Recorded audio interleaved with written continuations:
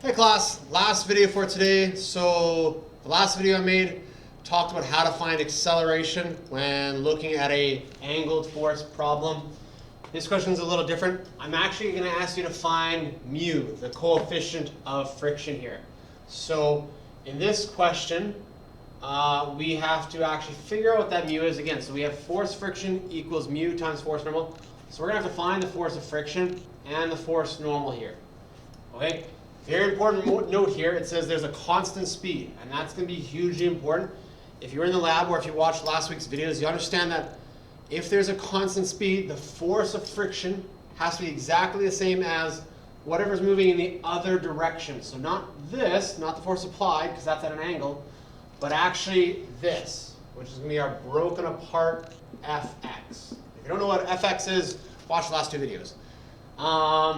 Okay, so let's go through this, and that's the big part here, is Fx has to be the same as force friction to make everything be at a constant speed.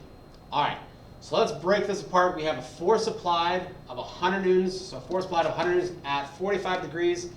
We have a mass of 20 degrees, so a force of gravity of 196. So first thing we're going to do is break up this into two parts, our Fx and our Fy.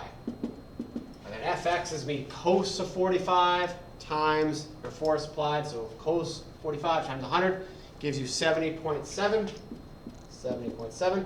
The nice thing is, because we're at 45 degrees, Fy is the same. Again, the only reason it's the same because 45 is right in the middle of 90. If I had 20 degrees or 70 degrees, our x and y would be different. But just for the ease of this video, we're at 45 degrees, Fx and Fy are the same. But again, they're not always the same, only because it's 45 degrees. So Fy, 70.7 newtons. Okay, so this Fx is 70.7. And again, because we have a constant speed here, because of the constant speed, this Fx and this force friction have to be the same. So I can put that in right away, 70.7. All right, so when I'm looking for my mu, right there, this is what we're going to end up doing. Mu equals force of friction divided by force normal. Well, we have one of them now. We have the force of friction. So we're going to end up with 70.7 over force normal. We've not figured out force normal yet. I know it's not 196. I know in a nice world, force of gravity, force normal will be the same. But again, because you're pulling at an angle, you're helping this table or the ground or whatever it is, force normal is not going to be the same. So force normal, again, is force of gravity minus force y, your y direction that you're helping. So force of gravity is 196 minus 70.7. 196 minus 70.7. So my force normal ends up being, I have the number over here, 125.3. 125.3. Okay, so there is our force normal. That's the other piece of the puzzle that we needed over here. So let's now put that in, 125.3.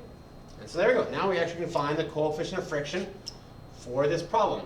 So when we go 70.7 divided by 125.3, we get an answer of 0.56. 56.